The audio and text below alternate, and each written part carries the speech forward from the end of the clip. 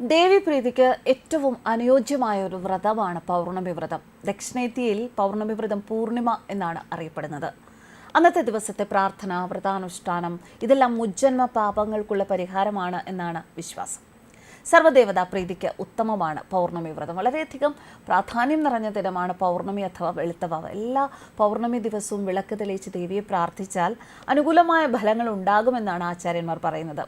ഓരോ മാസത്തിലെയും പൗർണമി വ്രതത്തിന് ഓരോ ഫലങ്ങളാണ്. എല്ലാ മാസത്തിലെയും വെളുത്തവാവ് ദിവസം ഒരിക്കൽ ഊണായാണ് വ്രതം അനുഷ്ഠിക്കേണ്ടത്. സൂര്യോദയത്തിന് മുൻപ് ഉണരണം, കുളിച്ച് ക്ഷേത്ര ദർശനം നടത്തണം. ദേവീപ്രീതിക്കായി പൗർണമി ദിവസം ഭഗവതി സേവ നടത്തുന്നതും ഉത്തമമാണത്രേ. ലളിതാ സഹസ്രനാമം, ദേവീനാമങ്ങൾ, മന്ത്രങ്ങൾ ഇതൊക്കെ ഉരുവിട്ട് പ്രാർത്ഥിക്കുന്നത് അഭീഷ്ടകാര്യപ്രദായകമാണ്. പൗർണമി ദിവസം സൂര്യോദയം മുതൽ സൂര്യാസ്തമയം വരെ ഉപവാസം ആചരിക്കണം. രാവിലത്തെ സ്നാനത്തിന് ശേഷം ദേവീക്ഷേത്ര ദർശനം, വഴിപാടുകൾ ഇതൊക്കെ കഴിച്ച് ദേവീസ്തുതികൾ ജപിക്കുക. അന്നേ ദിവസം ഒരിക്കൽ ഊണ് മാത്രം കഴിക്കുക. ദേവീപ്രീതി, അതുവഴി ഐശ്വര്യം, മനോബലം എന്നിവയ്ക്കും ഈ വ്രതം അനുഷ്ഠിക്കുന്നവർക്ക് സാധിക്കും. ചന്ദ്രദശ കാലദോഷം അനുഭവിക്കുന്നവർ പൗർണമി വ്രതം അനുഷ്ഠിച്ചാൽ കാലദോഷത്തിൻ്റെ കാഠിന്യം കുറഞ്ഞു കിട്ടും. വിദ്യാർത്ഥികൾ ഈ വ്രതം അനുഷ്ഠിച്ചാൽ വിദ്യാലാഭമുണ്ടാകും. 18 പ്രാവശ്യം ചിട്ടയായി വ്രതം എടുത്തു നോക്കൂ. ഇഷ്ടകാര്യസിദ്ധി, ദുരിതശാന്തി, സർവ്വ ഐശ്വര്യം ഇതൊക്കെയാണ് ഫലം. ഇനി മംഗല്യവതികളായ സ്ത്രീകൾ ദശപുഷ്പങ്ങളിൽ ഒന്നായ മുക്കൂറ്റി പൗർണമി ദിവസം ചൂടുന്നത് ഭർത്തൃസുഖത്തിനും പുത്രഭാഗ്യത്തിനും ഏറെ നല്ലതാണ്.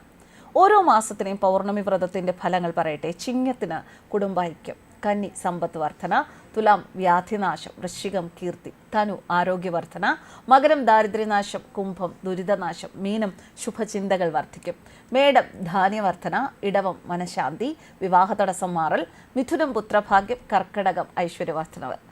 പൗർണമി വ്രതം അനുഷ്ഠിക്കേണ്ട വിധത്തിനും പ്രത്യേകതയുണ്ട്. ബ്രാഹ്മമുഹൂർത്തത്തിൽ ഉറക്കമുണരണം. പ്രാണന് ഏറ്റവും കൂടുതൽ ഊർജ്ജം ലഭിക്കാൻ അനുയോജ്യമായ സമയമാണ് ബ്രാഹ്മമുഹൂർത്തം. നമ്മുടെ ശരീരത്തിലെ കോശങ്ങളെ ഒക്കെ ഉത്തേജിപ്പിച്ച് പുതിയ ഊർജ്ജം പകരാൻ ഇതിനാകും. നമ്മുടെ വീടും ചുറ്റുപാടും വൃത്തിയാക്കണം. കുളി കഴിഞ്ഞ് അലക്കിയ വസ്ത്രം ധരിച്ച് ക്ഷേത്ര ദർശനം നടത്തണം. അലക്കിയ വസ്ത്രം എന്ന് മാത്രമേ ഉള്ളൂ. പുതുവസ്ത്രം എന്ന് പറയുമ്പോൾ അത് പുത്തൻ വസ്ത്രം എന്നല്ല, അലക്കിയ വൃത്തിയുള്ള വസ്ത്രം. അലക്കാത്തതോ ചെളി പുരണ്ടതോ ആയ വസ്ത്രങ്ങൾ ധരിക്കരുത്. വാക്കുകളെയും ചിന്തയും നിയന്ത്രിച്ച് ദേവീസ്തുതികളോ മന്ത്രങ്ങളോ ജപിക്കുക. ഉത്തമനായ ഗുരുവിൽ നിന്നും മന്ത്രദീക്ഷ ലഭിച്ചിട്ടുള്ളവർ ഗുരുവിൻ്റെ നിർദ്ദേശപ്രകാരം മന്ത്രം യഥാശക്തി ജപിക്കണം. വീട്ടിൽ നെയ്വിളക്കുകൾ തെളിയിക്കുന്നത് ഉത്തമമാണ്. പൂർണ്ണചന്ദ്രനെ കണ്ടതിന് ശേഷം മാത്രം ഉപവാസം അവസാനിപ്പിക്കുന്നതാണ് ഉത്തമം. നമ്മുടെ ഒരു അഭീഷ്ടകാര്യസിദ്ധിക്ക് അല്ലെങ്കിൽ പോലും നമ്മുടെ മനസ്സിലും നമ്മുടെ ജീവിതത്തിലുമൊക്കെ പോസിറ്റീവ് തോട്ട്സ് വരുന്നതിന് ഏറ്റവും നല്ലതാണ് വ്രതാനുഷ്ഠാനങ്ങൾ. ഇത് മിഥുനമാസമാണ്. മിഥുനമാസത്തിലെ പൗർണമി നാളിൽ സ്ത്രീകൾ അനുഷ്ഠിക്കുന്ന വ്രതമാണ് വടസാവിത്രി വ്രതം. വടവൃക്ഷം എന്നാൽ ആൽമരം. ആൽമരവുമായി ബന്ധപ്പെട്ട് അനുഷ്ഠിക്കുന്ന വ്രതമായതുകൊണ്ടാണ് ഇത്തരത്തിൽ പേര് വന്നത്. പ്രത്യേകിച്ച് ഈ ദാമ്പത്യ ക്ലേശമൊക്കെ ഉള്ളവർക്ക്, ഭർത്തൃസൗഖ്യത്തിന്, ദീർഘസുമംഗലി ഭാഗ്യത്തിനൊക്കെ അനുഷ്ഠിക്കുന്ന വ്രതമാണിത്. പ്രത്യേക അഭീഷ്ടസിദ്ധിക്കായി അനുഷ്ഠിക്കുന്ന വ്രതം. വടക്കേ ഇന്ത്യയിൽ പൊതുവെ ഈ വടസാവിത്രി പൂർണിമ അല്ലെങ്കിൽ വടപൂർണിമ എന്നാണ് ഇത് അറിയപ്പെടുന്നത്.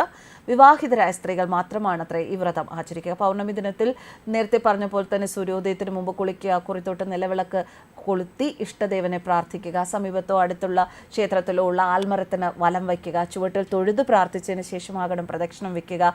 പുരുഷന്മാരും ആൽമരത്തെ 7 തവണ പ്രദക്ഷിണം ചെയ്താൽ കുടുംബത്തിൽ ഐശ്വര്യം ഉണ്ടാകും എന്നാണ് വിശ്വാസം.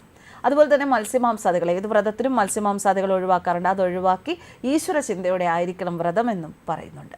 ന്യൂസ് ഡെസ്ക് കർമ്മ ന്യൂസ്.